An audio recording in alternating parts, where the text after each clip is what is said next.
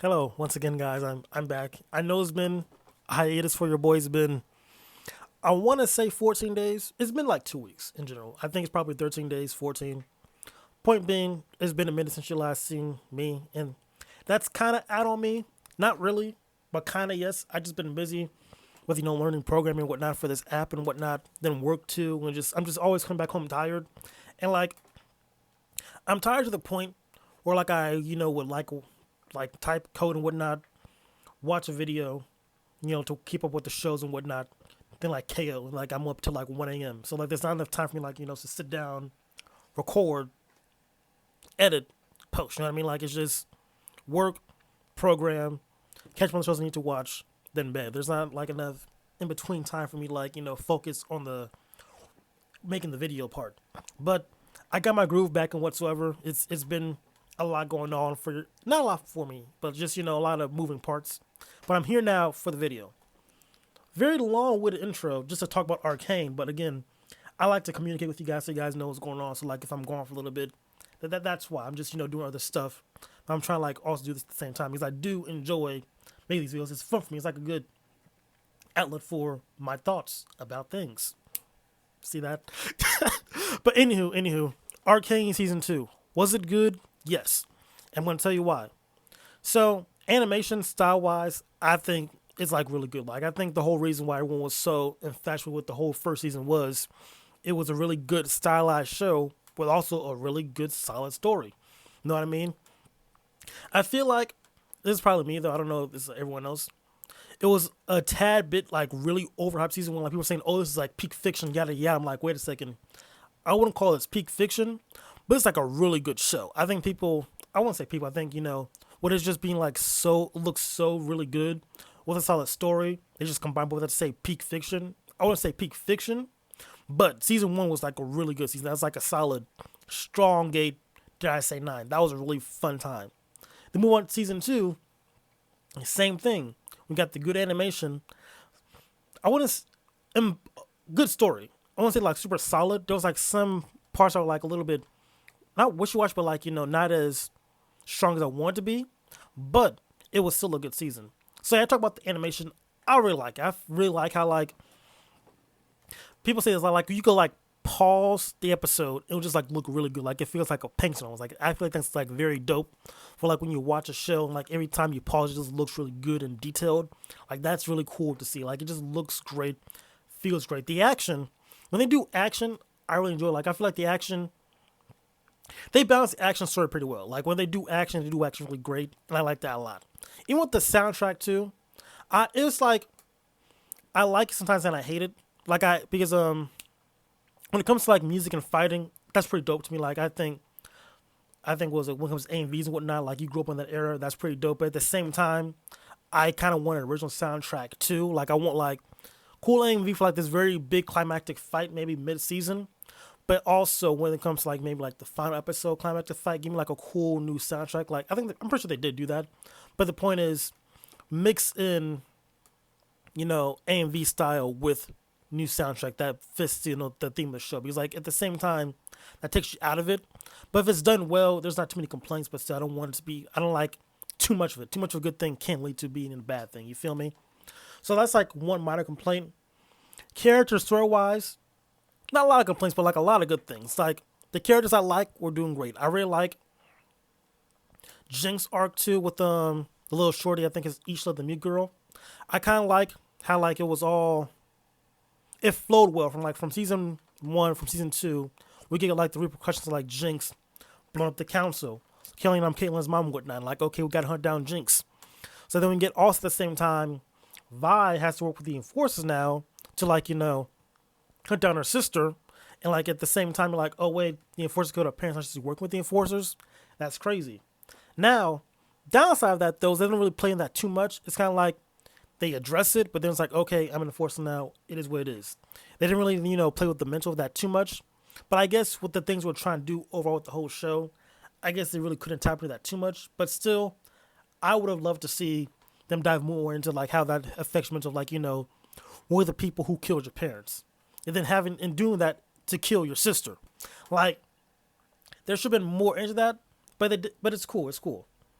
I did like Like there was like they divided like the season up into like three parts kind of.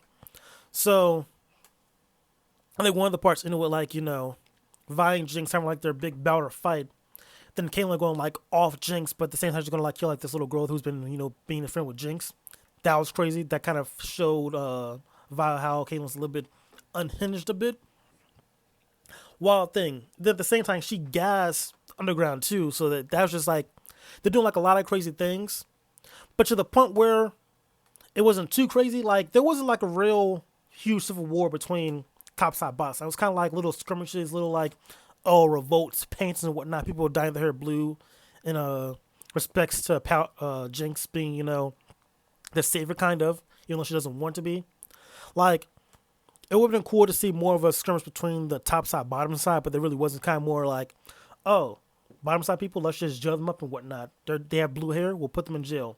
Wasn't really huge conflict, but it was just tension. That's what it was. It was high tension throughout the show, which is cool. But I would have liked to see maybe like a little skirmish between, like, to really show how they are at arms. Because like in the end, I'll get to that part later. But yeah, that part was dope.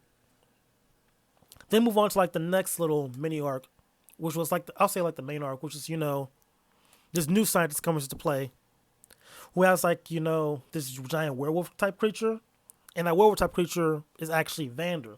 So now we have this whole new arc of Vi and Jinx trying to get Vander back to normal. So now that ties into the whole other part of the arc, which I like. So it's a lot of things like kind of mesh together well, but at the same time like there's some things that just feel out of place. So we get this whole arc of Powder or Jinx and Vi and Ishla trying to like save Vander. Now like they found this werewolf creature. It's actually Vander. Oh my god, what can we do? Surprise, we get Viktor, who's now like this magic Jesus. So I like that because at the beginning of the season we see like Jace trying to save Viktor with like Hex Tech, and like he makes like this whole new combination of like Viktor combined with Hex Tech. It's very weird and very cool. And now Viktor has like these powers, and I really like that. I really like how like Viktor is like evolving at the show. Like he was like first this cripple who was trying to like help a lot of people. Then like he found like this new Hex Tech abilities and whatnot fused with him. Now I can like save people, like heal them. I was like, okay, Viktor's kind of cool. But surprise, surprise, he's now the bad guy of the show. I didn't see that coming really. Like I thought for sure he might, be a little bit confused, like be like a very bit dramatic, but I thought for sure he's like had like this cult following to like help people. Like you see like this whole community Viktor makes. I'm like, oh, okay, he's a good guy. But no, it's kind of like this hive mind or whatever. And he's actually trying to like, do this to the entire world. Like, okay, we got to stop this. So that was pretty crazy. It was also crazy too because I'm just this kind of like spotter brain, I guess, my bad. Because, we get Jace, Echo, and Heimerdinger. They were going like episode 3. They're going for like the longest time. They were trying to like stop. They were trying to like figure out what was going on with the center of Hex Tech, because like it was seeping into Echo's little tree area where he has like his little sanctuary. They were trying to figure that out, but then they're gone for a couple episodes. Turns out they were like in this different timeline or whatever, where Jace was in the future, and Echo and Heimerdinger were like in like this alternate reality where Hex Tech didn't exist. And I really thought that was probably like my favorite episode, to be honest. I just like that duality of like how without Hex Tech, Echo's in like this good life. He's dating Powder now. All of his friends are alive besides, Vi. But everyone else is alive. Vander's alive. He and his old man just alive too. Like everyone's living good. Like it's almost like a paradise, if you will. Like the top and bottom like coexisting. It was a really good vibe. But then you cut at the same time to Jace, living in like this whole, what's what I'm looking for? Apocalyptic world. There we go. Of how his Hex Tech destroyed everything. And like it's just like everyone's dead and whatnot. It's just very depressing, very sad. Like he's seen like because of him trying to like change the world with Viktor and whatnot, this is what Hex Tech can bring. That's like an actual future that could happen. So now at the end of the episode, you see how he got like his new hammer and whatnot, and like why in the previous episode he shot and killed Viktor, quote unquote, because that will lead to that bad future. And now the whole climax is them trying to stop Hex Tech, or Viktor trying to, use Hex Tech to like, unite the world and whatnot. And the whole final climax is really dope too. Like you got Echo, because of him going back to the past, not to a different timeline, seeing Powder for what she is, like trying to save Powder now. Because like at some point, going back now a little bit, Powder or Jinx did get depressed because like not only did Vander end up going insane because like they did end up saving him, but at some point he got insane because like a freaking something. How did he go insane? It was because Viktor died. I think something like triggered him, so he went like whole berserk mode, and then Isha sacrificed herself to stop him going berserk mode. So that was sad. So now like Jinx like super depressed. Then like Echo comes back to make her undepressed and like want her to live again and whatnot. So that was cool. But that then ties into like some things I don't like. It's like the whole Vander coming back. I thought that'd be like a very key thing. Like he's gonna stay here for the whole arc. But it's kind of there just bring him just to unite Vi and Powder, just to have him die. It's like he was kind of like a main plot device, which was kind of like Like looking back at it, was kind of mid. But like I get why they did it. Like they had to like find a way for them to like unite again, like to be sisters again, and that was like probably the best way to do it. But I don't know. I wish they could have found like a different way to do it because I feel like Vi seeing Powder with Isla, and I've been like, okay, she's like still herself and whatnot. I can see it, and also her saving her too, like in previous episodes beforehand. Like I see it, but I guess they need like another way to just really push forward. Like okay, Jinx is still Powder. And she just need like that another light to like help her, keep moving forward. So yeah. Overall, really fun season. I enjoyed it. The climax was dope. The fight Echo was really low-key raw this season too. Like with the whole time travel thing he made. With the he used like shards like Hextech, I think, or like those little orbs to you go back in time and whatnot, like do like a little 4-second time jump or rewind. So that was cool. But they also killed Heimerdinger because of it. So that was kind of like, that's crazy, but like, I guess there had to be like some sacrifice, I guess some type of stakes so he could move forward. I don't know. That was kind of upsetting to see my man die like that, but it's what it is. Then what else? Oh, there was one other thing I forgot to mention, like Mel and Bessa, their whole little thing with the Black Rose. That was okay. Like Mel came in clutch later in the show too with her powers and whatnot, hoping Jace fight Victor's, dog clone, then also saving Caitlyn. Because, speaking of that, freaking, I don't know her name. She's like a blonde chick with short hair. Maggie, is it? Turns out, it's like, again, this is like a lot of disjointed. My bad. So after the whole fight with Jinx and Vi stopping Caitlyn for taking the shot from Jinx, they go on a break. Then Caitlyn finds like a whole new shorty. But turns out later on, that whole new shorty is actually working for Mbessa. And Mbessa wants Viktor and this mad scientist to make an army. And the army's going to be used to fight the Black Rose because it's going to be like this whole undead invincible army. So that was the whole other plot line with Mbessa and Mel and the Black Rose because the Black Rose took Mel because she was like a part of their cult, whatever, with powers and whatnot. So, actually, singing out loud, not actually a bad storyline, I guess. It was actually pretty solid. I have no real complaints. It's just, I wanted more, I guess, with them because I could kind of just, she was captured at some point. She was there. And she got her powers there after she passed the trial, which was kind of cool. But then with Mbessa, it was like, I guess you want this undead army, but at the same time, you got this undead army from like this magical Arcane dude, or not Arcane dude, but this magical, I want to say Jesus almost figure. And like, what are your plans to control him though? Like, he has all the power right now. Like, why do you want to like work with him? Because like at some point, you can't be that dude. You know what I mean? So like Mbessa was slightly tweaking out a little bit, but like I guess her heart was in the right place because she wants to take out like this Black Rose thing.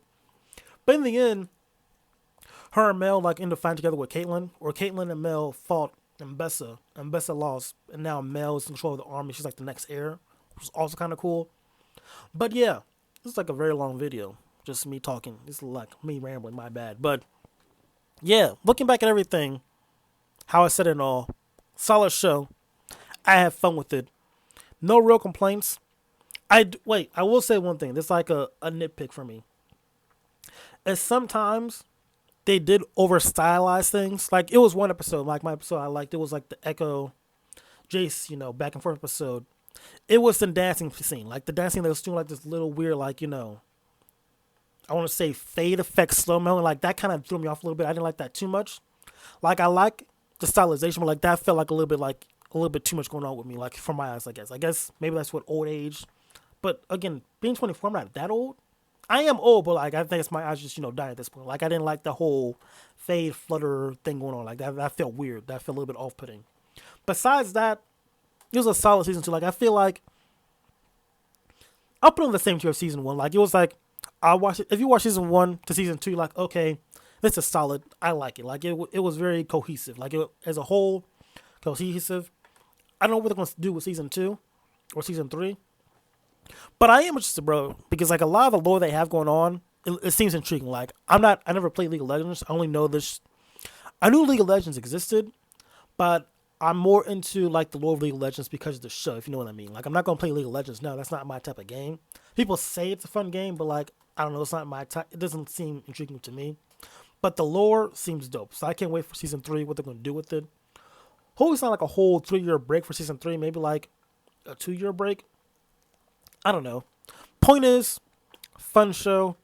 Sorry for the length of this video. This is pretty long and it's a bit disjointed. My bad, but I had to get my thoughts out there. Just like I think guys, if you watch my videos, it's like a one take. Everything just blurts out, kind of like a word vomit, if you will. But a word of vomit that's somewhat entertaining, I guess. Hopefully, you guys like it. That's why you guys subscribe anyway. But if you don't, if you haven't subscribed, please do. So yeah, that's it for this video. Until next time.